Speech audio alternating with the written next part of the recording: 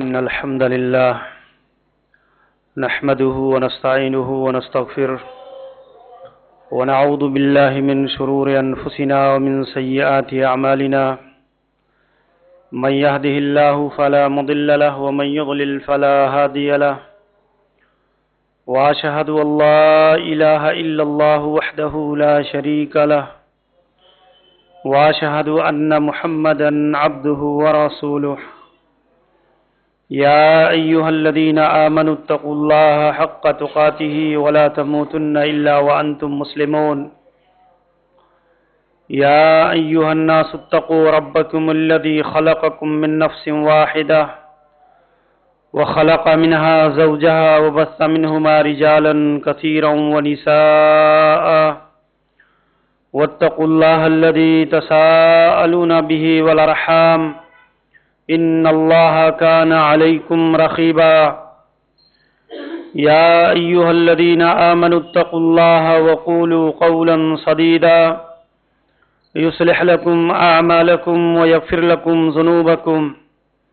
ومن يطع الله ورسوله فقد فاز فوزا عظيما أما بعد فإن خير الحديث كتاب الله وخير الهدي هدي محمد صلى الله عليه وسلم وشر الأمور محدثاتها وكل محدثة بدعة وكل بدعة ضلالة وكل ضلالة في النار فأعوذ بالله من الشيطان الرجيم بسم الله الرحمن الرحيم والمال والبنون زينة الحياة الدنيا والباقيات الصالحات خير عند ربك ثوابا وخير أملا وقال الله عز وجل في مقام آخر يا أيها الناس كلوا مما في الأرض حلالا طيبا ولا تتبعوا خطوات الشيطان إنه لكم عدو مبين رب اشرح لي صدري ويسر لي أمري واحلل عقدة من لساني يفقهوا قولي سبحانك لا علم لنا إلا ما علمتنا إنك أنت العليم الحكيم۔ محترم اسلامی بھائیوں اور ساتھیوں، ہر قسم کی تعریف و توصیف، حمد و ثنا، بزرگی و بڑائی اللہ وحدہ لا شریک کے لیے لائق اور زیبا ہے، جو ہم سب کا خالق و مالک ہے۔ بعدہ درود و سلام نازل ہو تمام انبیاء کرام پر، خصوصیت کے ساتھ ہم سب کے پیارے رسول جناب محمد الرسول اللہ صلی اللہ علیہ وآلہ وسلم پر۔ اللہ تبارک و تعالی نے ہمیں اور آپ کو اسلام کی جن پاکیزہ تعلیمات کے ذریعہ سے بہترین ہدایات عطا کی ہیں، ان میں مسلمان کی مالی زندگی یہ بڑی اہمیت رکھتی ہے۔ ایک مسلمان کا مال و دولت حاصل کرنا، حلال طریقے سے روزی کو کمانا، حلال راستے میں خرچ کرنا، یہ بہت بڑی سعادت مندی کی چیز ہے۔ اور کساد بازاری کے اس دور میں جہاں معاشی حالات بہتر نہ ہوں، اس میں انسان کا روزی روٹی کے تئیں فکر کرنا، اس میں اس کے حصول کے لیے کوشش کرنا، یہ شریعت اسلامیہ کو مطلوب ہے، پسندیدہ عمل ہے، اللہ تعالیٰ نے ترغیب دی ہے۔ اللہ رب العزت نے اس بات کو بار بار اس بات کی ترغیب دی اور ابھارا ہے کہ آدمی روزی روٹی کے حصول کے لیے کوشش کرے، محنت کرے، آگے بڑھے، کیونکہ اسلام کا جو مزاج ہے اس میں اللہ اور اس کے رسول نے غربت و افلاس، فقر و مسکنت اور ذلت کی زندگی کو پسند نہیں کیا ہے، بلکہ اللہ تعالیٰ نے ہمیشہ اس بات کی تعلیم دی ہے کہ آدمی حلال طریقے پر روزی کو حاصل کرے اور کمائے۔ اسی لیے نبی کریم صلی اللہ علیہ وسلم کا معاملہ یہ تھا کہ آپ دعا کرتے تھے، اللہم انی اعوذ بک من الفقر والقلۃ والذلہ، اے اللہ میں تجھ سے فقر و مسکنت سے پناہ طلب کرتا ہوں اور ذلت و قلت کی زندگی سے میں تیری پناہ چاہتا ہوں۔ تو رسول اکرم صلی اللہ علیہ وسلم نے عملی طور پر، قولی طور پر اس بات کو پسند نہیں کیا، اور نہ ہی اپنے صحابہ کو اور اپنی امت کو اس بات کی ترغیب دی، بلکہ قناعت کی زندگی، سادگی کی زندگی اختیار کرنے کی ترغیب دی گئی ہے، جس میں زاہدانہ زندگی ہو کہ انسان بہت زیادہ فخر و مباحات اور بہت زیادہ کبر و غرور کے بجائے خاکساری کی زندگی بسر کرے۔ لیکن مال کا حاصل کرنا اور مال کا کمانا شریعت کے اندر کہیں بھی معیوب نہیں ہے، یا کسی بھی جگہ پر آپ دیکھیں گے اس کو عیب کی نظر سے نہیں دیکھا گیا، بلکہ اس کی ترغیب دی گئی، اور اس کی وجوہات اصل یہی ہے کہ اس سے ایک انفرادی زندگی اور اجتماعی زندگی میں بندوں کے مصالح جڑے ہوئے ہیں، اس کے ساتھ ہر آدمی کی مصلحتیں وابستہ ہیں، کیونکہ اس کے بغیر انسان کا سماج کے اندر زندگی بسر کرنا، عزت کی زندگی گزارنا یہ ممکن نہیں ہے۔ اس کی بنیاد پر شریعت نے ہمیشہ اس بات کی ترغیب دی ہے۔ اللہ تبارک و تعالیٰ نے قرآن مجید کے اندر بیان فرمایا، یا ایھا الذین آمنو، اے ایمان والو، کلوا من طیبات ما رزقناکم، اے اللہ کے بندو، اے ایمان والو، تم اللہ تعالیٰ نے جو تمہیں پاکیزہ روزی دی ہے تم اس سے کھاؤ، اس سے کھاؤ پیو۔ ایسے ہی ساری انسانیت کو اللہ تعالیٰ نے خطاب کر کے بیان فرمایا، یا ایھا الناس کلوا مما فی الارض حلالا طیبا، اے لوگو، اس زمین میں اللہ تعالیٰ نے جو حلال روزی رکھی ہے اس کو کھاؤ، اس کو حاصل کرو، اس کو حلال طریقے سے جو ہے اس کو اپنانے کی کوشش کرو۔ اسی لیے آپ دیکھیں گے پوری شریعت اسلامیہ کے اندر تجارت، بیع و شرع، لین دین، اجرت اور یہ سارا روزی حاصل کرنے کے جتنے اسباب اور طریقے ہیں،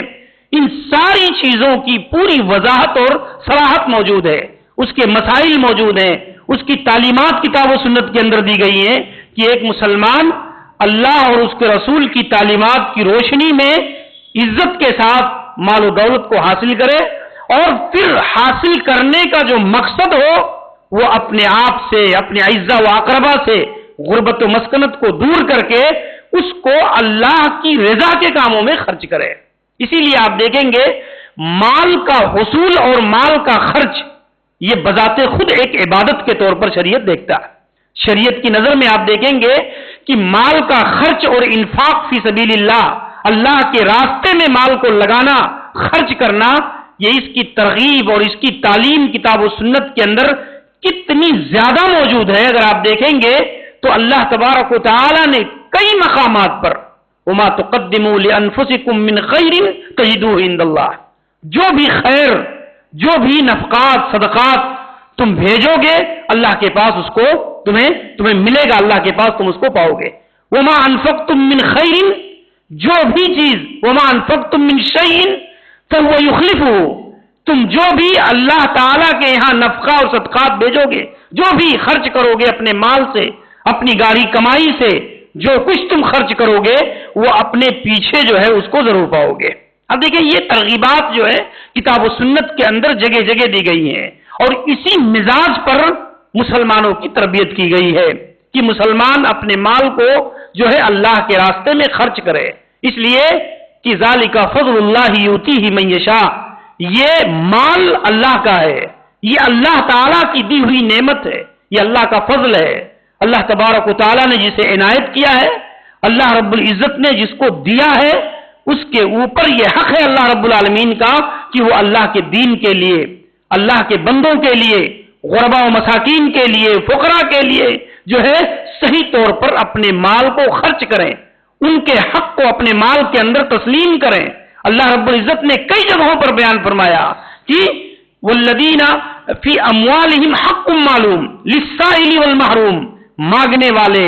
محروم لوگ، ایسے غربا و مساکین کا تمہارے مال کے اندر حق ہے اللہ کی طرف سے، اللہ تعالیٰ نے اس کو متعین کیا ہے۔ تو اس حیثیت سے ہم دیکھیں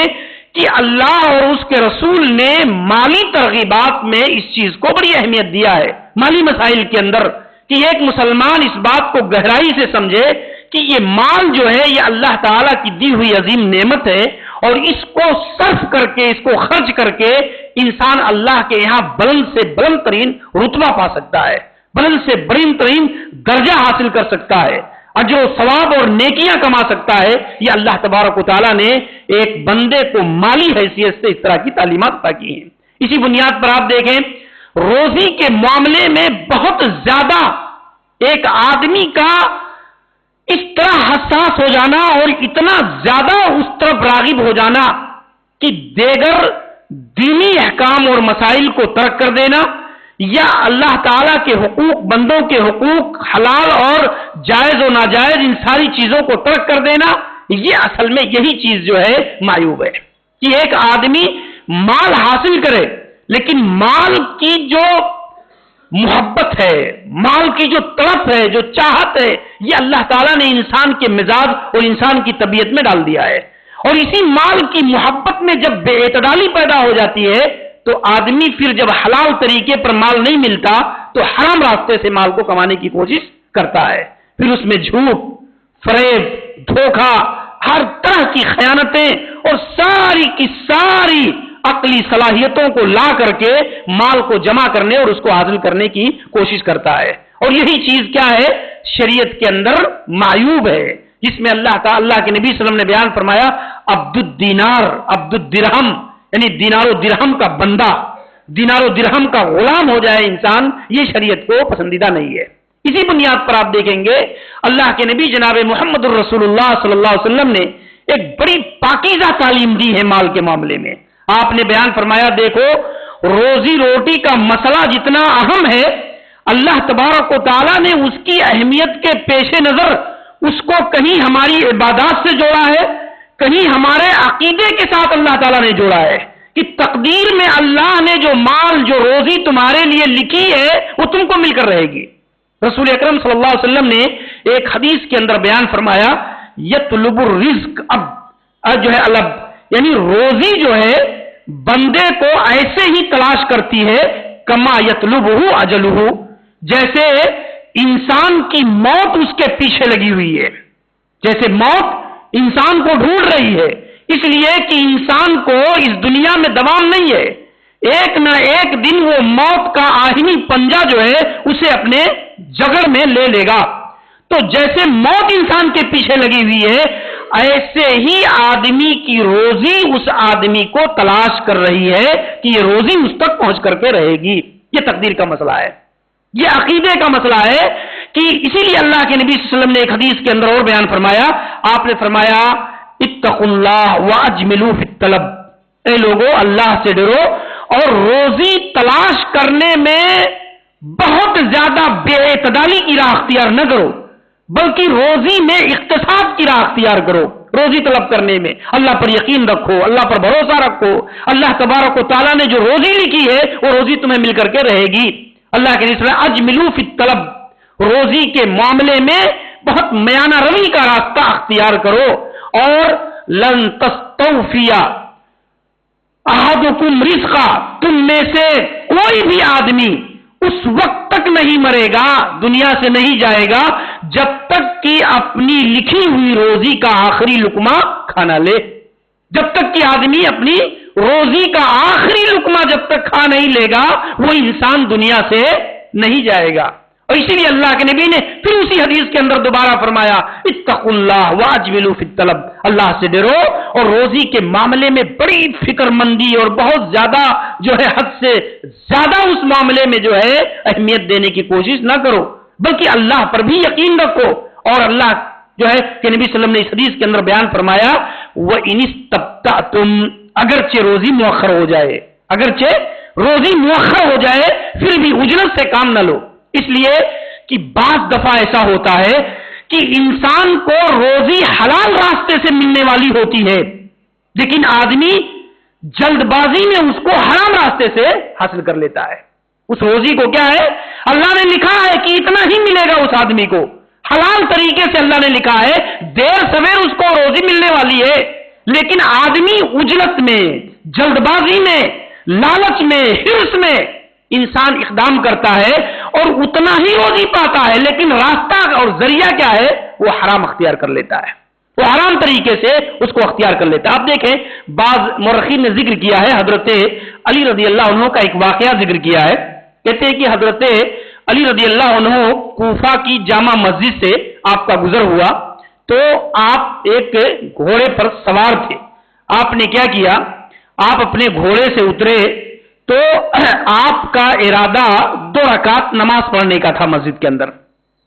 تو آپ نے ایک شخص کو دیکھا، آپ نے اس کو کہا کہ تھوڑی دیر میرے گھوڑے کی دیکھ بھال کرو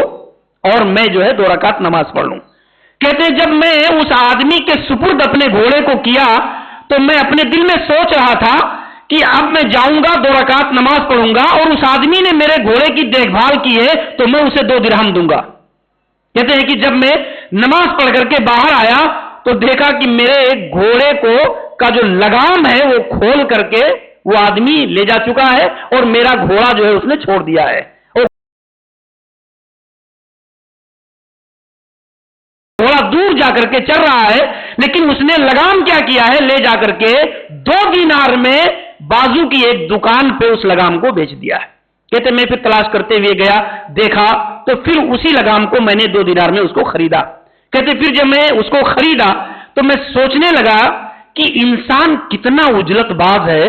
کہ جو 2 دینار میں اس کو سوچا تھا کہ اس کی اجرت، اس کی محنت کے نتیجے میں اسے دوں گا، لیکن اس نے کیا کیا؟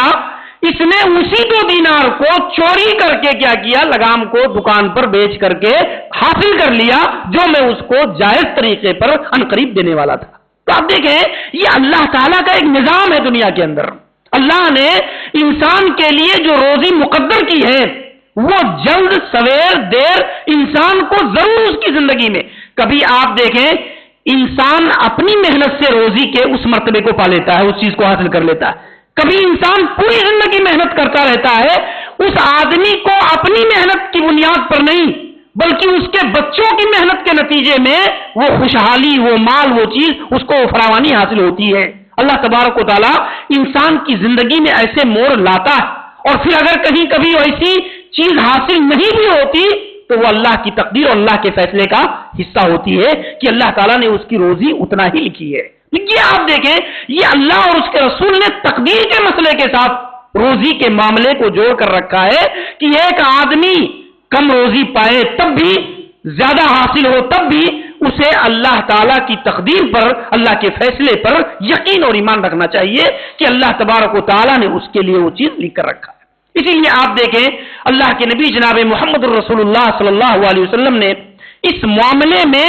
بہت زیادہ صراحت اور وضاحت کے ساتھ ان نکات کو اللہ کے نبی صلی اللہ علیہ وسلم نے بیان کیا ہے کہ ایک مسلمان کو ہمیشہ اس پہلو سے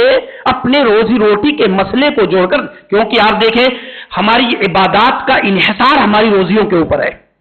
ہماری عبادات کی قبولیت کا، ہماری نمازیں، ہمارے روزے، ہماری دعائیں، یہ ساری چیزیں کی قبولیت کی اساس اور بنیاد ہماری روزی روٹی کے اوپر رکھی گئی ہے۔ اگر روزی روٹی حلال نہیں ہے، جائز نہیں ہے، تو ایک آدمی دن رات سجدے میں پڑا رہتا ہے، اگر اس کا جسم، اس کا خون، اس کے جسم کا لباس یہ ساری چیزیں حرام کی ہیں تو اسے جاننا چاہیے کہ اللہ کے یہاں اس کی عبادتیں درجے قبولیت کو نہیں پہنچ سکتی ہے۔ یہ اتنا اہم اور حساس مسئلہ ہے۔ عام لوگوں کی زندگی میں، کافر کی زندگی میں پوری زندگی کا حاصل صرف دولت ہے، منصب ہے، مرتبہ ہے، لیکن ایک مومن کی زندگی کا کل حاصل دولت نہیں ہے۔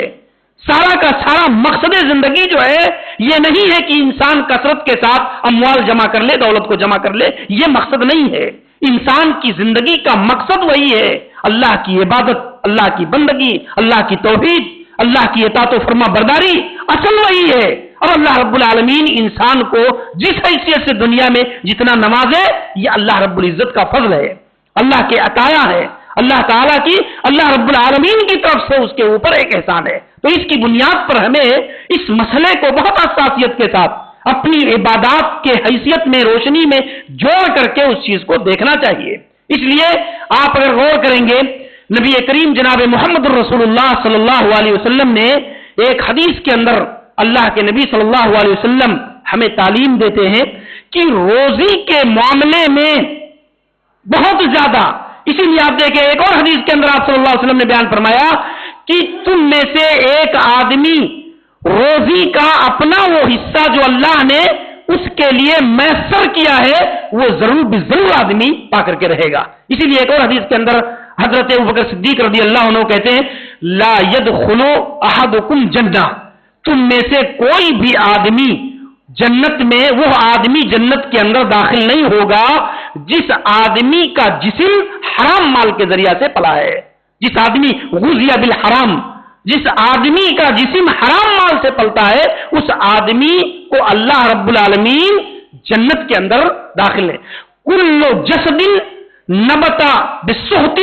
جو ہے فالنار اولا بھی، صحیح حدیث ہے کہ ہر وہ جسم جو حرام مال سے پل رہا ہے وہ جہنم کا زیادہ مستحق ہے، وہ جہنم کا زیادہ مستحق ہے. یہ اللہ کے نبی صلی اللہ علیہ وسلم نے بیان فرمایا. اسی لیے اللہ کے نبی جناب محمد الرسول اللہ صلی اللہ علیہ وسلم نے حرام چیزوں سے، حرام راستوں سے اور حرام ذرائع سے روزی کمانے اور جمع کرنے سے حتی الامکان آگاہ کیا ہے. اللہ کے نبی نے بیع اور خرید و فروخت میں دھوکے کی شکلیں، خرید و فروخت میں خیانت کی صورتیں، خرید و فروخت میں جھوٹ اور فریب کی شکلیں، ان ساری چیزوں کو اللہ کے نبی صلی اللہ علیہ وسلم نے بیان فرمایا ہے. آپ صلی اللہ علیہ وسلم ایک دن حضرت ابو ہریرہ رضی اللہ عنہ بیان کرتے ہیں کہ رسول اکرم صلی اللہ علیہ وسلم مدینہ کی ایک منڈی اور ایک بازار میں آپ نکلے تو آپ نے، اللہ کے نبی صلی اللہ علیہ وسلم نے دیکھا کہ ایک آدمی جو ہے بڑا سا ڈھیر لگائے ہوئے ہے طعام کا، کھانے پینے کی چیزیں تھی، اب وہ چاہے گیہوں، چاہے چاول، چاہے جو کوئی بھی چیز رہی ہو. لیکن اللہ کے نبی صلی اللہ علیہ وسلم جب اس ڈھیر کے پاس پہنچے تو رسول اکرم صلی اللہ علیہ وسلم نے اس ڈھیر میں اپنے ہاتھ کو داخل کیا تو آپ نے دیکھا کہ وہ گلہ جو ہے نیچے سے بھیگا ہوا ہے اور اوپر سے جو ہے خشک گلہ ڈال دیا گیا ہے، جو دھوکے کی ایک شکل ہے. اللہ کے رسول صلی اللہ علیہ وسلم نے کہا کہ یا صاحب الطعام، اے جو ہے اس ڈھیر کے مالک، یہ کیا ماجرا ہے، یہ کیا معاملہ ہے، یہ کس طرح کی شکل تم نے بنا رکھی ہے کہ یہ اس کے اندر کا نیچے کا حصہ گیلا ہے اور اوپر کا حصہ تم نے خشک رکھا ہے. تو اس نے کہا اللہ کے نبی ماجرا یہ ہے کہ کل بارش ہو گئی اور میرا مال جو ہے منڈی میں گر چکا تھا، اب بارش ہوئی تو اس کی وجہ سے میرا مال بھیگ گیا تو میں نے کیا کیا، اس کے اوپر سے خشک ڈال دیا، سوکھا ہوا ڈال دیا تاکہ میرا مال بک جائے. تو اللہ کے نبی صلی اللہ علیہ وسلم نے کیا کہا، من غشنا فلیس منا، جو آدمی دھوکہ دے، جو آدمی فریب کرے وہ ہمارے میں سے نہیں ہو سکتا ہے، مسلمانوں میں سے نہیں ہو سکتا ہے. یعنی ایک مسلمان کبھی اپنے مسلمان بھائی کو دھوکہ دے کر کے کوئی مال نہیں بیچ سکتا ہے. یہ اللہ کے نبی صلی اللہ علیہ وسلم نے اس حدیث کے اندر بیان فرمایا. تو آپ دیکھیں یہ رسول اکرم صلی اللہ علیہ وسلم نے غش کی، دھوکے کی اور خیانت کی ایسی شکلوں کو اللہ کے نبی نے واضح کیا. آج ہماری سماجی زندگی میں آپ دیکھیں کہ بیع و شراء کا معاملات، تجارت کا معاملہ، معاملات کی دنیا میں اچھا بھلا مسلمان معیار پر کھڑا نہیں اترتا. اچھا بھلا مسلمان حاجی نمازی آپ دیکھیں گے اس کے معاملات کی دنیا، لین دین کی دنیا، تجارت اور بیع و شراء کی دنیا یہ ایک الگ دنیا ہے اور اس کی مسجد کی دنیا ایک الگ دنیا ہے. یہ اسلام کو مطلوب نہیں ہے. اسلام کو مطلوب یہ ہے کہ ایک آدمی کی جو حیثیت، جو زاہدانہ طریقہ سجدے اور عبادات اور رکوع وہ مسجد کے اندر ہے، اس کے اثرات اس کی بیرونی زندگی پر، معاملات پر بھی ہونے چاہیے کہ وہ آدمی کبھی اپنے بھائی کو دھوکہ نہیں دے سکتا. لیکن آپ دیکھیں آج صورتحال بڑی سنگین ہے سماجی زندگی کے اندر. اسی کو اللہ کے نبی جناب محمد رسول اللہ صلی اللہ علیہ وسلم نے ایک حدیث کے اندر بیان فرمایا، البیعان بالخیار ما لم یتفرقا. صحیح بخاری کی حدیث ہے. آپ نے فرمایا کہ دو لوگ جو خرید و فروخت کرتے ہیں، ایک بیچ رہا ہے اور ایک خرید رہا ہے، ان دونوں کو مال کے اندر اس کو واپس کرنے کا اختیار اس وقت تک ہے جب تک وہ لوگ ایک مجلس کے اندر ہیں، اور جب دونوں خرید کر کے مال کو بیچ اور خرید کر کے اس مجلس سے نکل گئے، جدا ہو گئے، الگ الگ ہو گئے، تو اب اس میں اختیار باقی نہیں رہ جاتا ہے. یہ اللہ کے نبی صلی اللہ علیہ وسلم نے بیان فرمایا. کب فرمایا؟ آپ نے کہا یہ کب، آپ نے اس کے ساتھ میں ایک چیز اور جوڑی، اذا جو ہے صدقہ و بینہ، اگر یہ دونوں سچائی پر بیع و شرع کرتے ہیں اور پوری وضاحت کے ساتھ اپنے مال کے کسی عیب کو چھپاتے نہیں ہیں، تو بوری کا لہما فی بیعہما، ان کی بیع میں، ان کے خرید و فروخت میں اللہ تبارک و تعالی برکت ڈال دیتا ہے، اللہ تعالیٰ برکت ڈال دیتا ہے۔ اور وَإِن كَذِبَا، اگر یہ دونوں جھوٹ بولتے ہیں، یہ فریب دے رہا ہے، وہ دھوکہ دے رہا ہے، اپنے مال کو کے عیب کو چھپا رہا ہے، اگر وہ جھوٹ بولتے ہیں، وہ کتما، اور اس کو چھپا لیتے ہیں، اس کے عیب کو، تو اللہ کے نبی صلی اللہ علیہ وسلم نے فرمایا کہ اللہ تبارک و تعالی اس بیع کی برکت کو اٹھا لیتا ہے۔ تو میرے بھائیو، یہ بہت بنیادی چیز ہے۔ ہمارے دین کے نقطہ نظر سے ہم دیکھیں گے کہ بیع و شرع میں، خرید و فروخت میں، مال میں، تجارت میں اللہ تبارک و تعالیٰ کی طرف سے برکت اس وقت نازل ہوتی ہے جب اس کی بنیاد سچائی اور امانت داری کے اوپر قائم ہوتی ہے، اور جب تجارت سے جو ہے سچائی اور امانت داری اٹھ جاتی ہے تو پھر اس مال سے کتنا ہی آدمی مال بظاہر کما لے، دولت کما لے، لیکن اس کے اندر سے برکت جو ہے اللہ تبارک و تعالیٰ اٹھا لیتا ہے۔ تو یہ چیزیں شریعت کے اندر ایسی بہت ساری نصوص ہیں، بہت سارے دلائل ہیں جس میں رسول اکرم صلی اللہ علیہ وسلم نے اس طرح کے تعلیمات سے ہمیں اور آپ کو نوازا ہے۔ اسی میں ایک اہم ترین حصہ ایک مومن کے لیے ہوتا ہے کہ مال کے ذریعہ سے آدمی جو ہے مشتبہ چیزیں، ایک تو ہے حلال اور ایک ہے حرام، اور ایک بیچ کی چیز مشتبہ چیز ہے۔ مشتبہ چیزوں سے بھی آدمی کو اپنے آپ کو بچانا چاہیے۔ اللہ کے نبی صلی اللہ علیہ وسلم فرماتے ہیں ان الحلال بین والحرام بین وبینہما امور مشتبہات، حلال واضح ہے، حرام واضح ہے، اور ان کے درمیان کچھ چیزیں مشتبہ ہیں۔ اور جو آدمی اپنے آپ کو شبہات سے بچا لے فقد استبرأ لدینہ وعرضہ، تو اپنی عزت اور اپنے دین کو اس نے محفوظ کر لیا۔ اور جو آدمی مشتبہ چیزوں کے اندر پڑ جائے تو گویا فقد وقع فی الحرام، تو وہ آدمی حرام کے اندر واقع ہو جاتا ہے۔ اب دیکھیں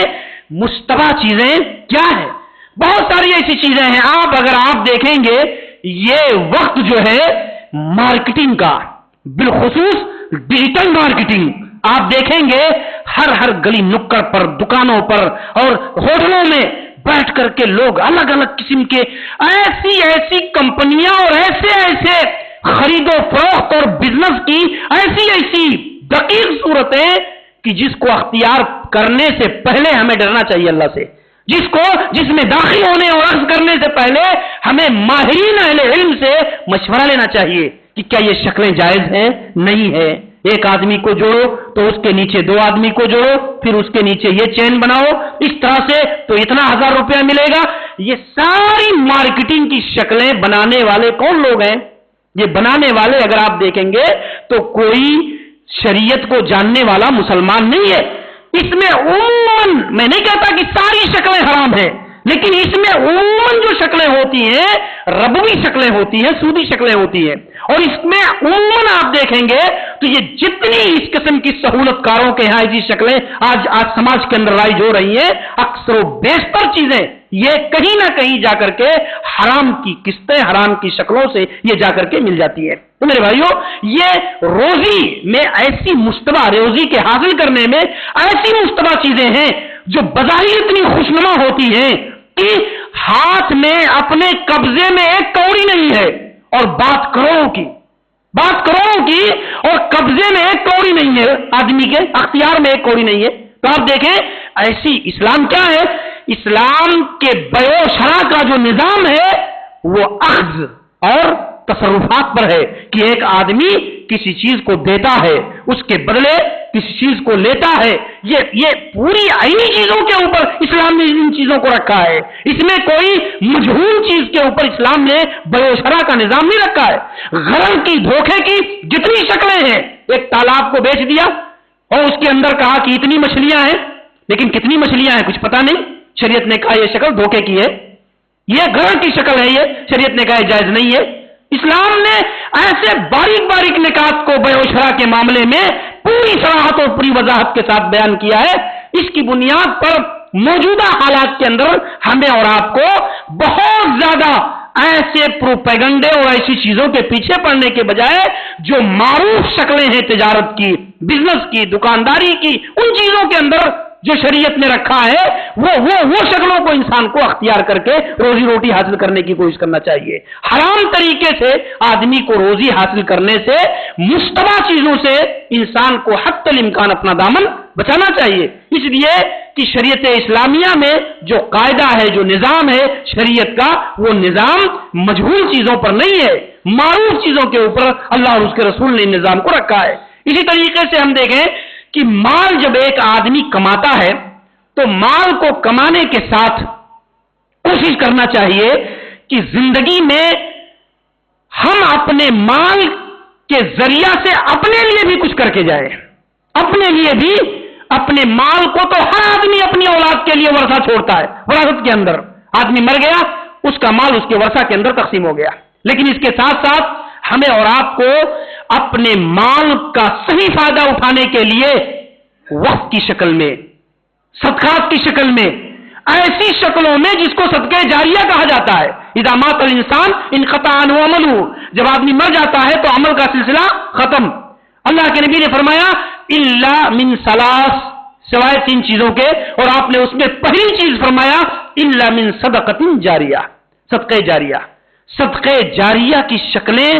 اس وقت سماج کے اندر آہستہ آہستہ آہستہ آہستہ کر کے ختم ہو رہی ہے۔ صدقہ جاریہ کیا ہے؟ صدقہ جاریہ آپ نے قرآن خرید کر کے رکھ دیا، آپ نے کسی غریب بچے کو عالم بنا دیا، آپ نے کسی غریب بچے کو حافظ بنا دیا، آپ کے خرچے اور نفقے پر کسی مسجد کو تعمیر کر دیا، آپ نے اپنی خون پسینے کی گاہی کمائی اراضی اور زمین کو کہیں مسجد کے لیے، مدرسے کے لیے وقف کر دیا۔ یہ ساری چیزیں کیا ہے؟ یہ صدقہ جاریہ کی قبیل سے ہے۔ یہ انسان عام صدقہ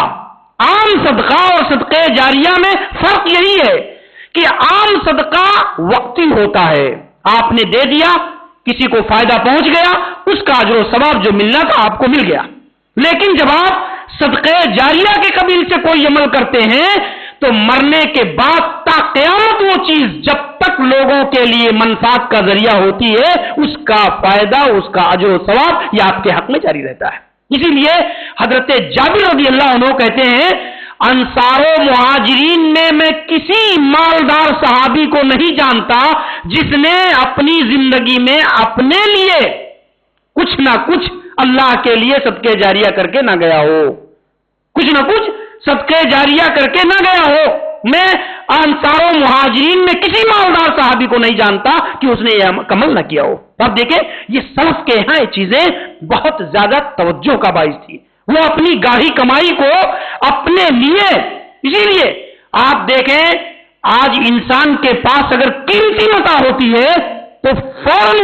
اس کی نظر جاتی ہے کہ میں اپنے بچوں کے لیے سیو کر دوں، اپنے اہل ویال کے لیے سیو کر دوں اس کو۔ لیکن سلف کے یہاں کیا تھا؟ آپ دیکھیں حضرت عمر بن خطاب رضی اللہ عنہ کے پاس ایک زمین آئی جو انہیں ملی تھی، جو ہے خیبر کی ایک زمین جس کو سمک کہا جاتا تھا، بڑی قیمتی شے۔ کہتے ہیں پوری زندگی میں نے اس سے زیادہ نفع بخش زمین جو ہے اور اس سے قیمتی متاع مجھے حاصل نہیں ہوئی تھی۔ کہتے جیسے یہ ملی اللہ کے نبی کے پاس آئے، کہا اللہ کے نبی یہ زمین مجھے ملی ہے، میں کیا کروں اس کو؟ تو کہتے اللہ کے نبی صلی اللہ علیہ وسلم نے کہا کہ جو ہے ان شئتا حبستا اصلھا وتصدقت بھا، اگر تم چاہو تو اس کی اصل کو روک لو اور اس کے نفع کو عام لوگوں کے لیے، اپنے رشتہ داروں کے لیے، غربا کے لیے عام کر دو۔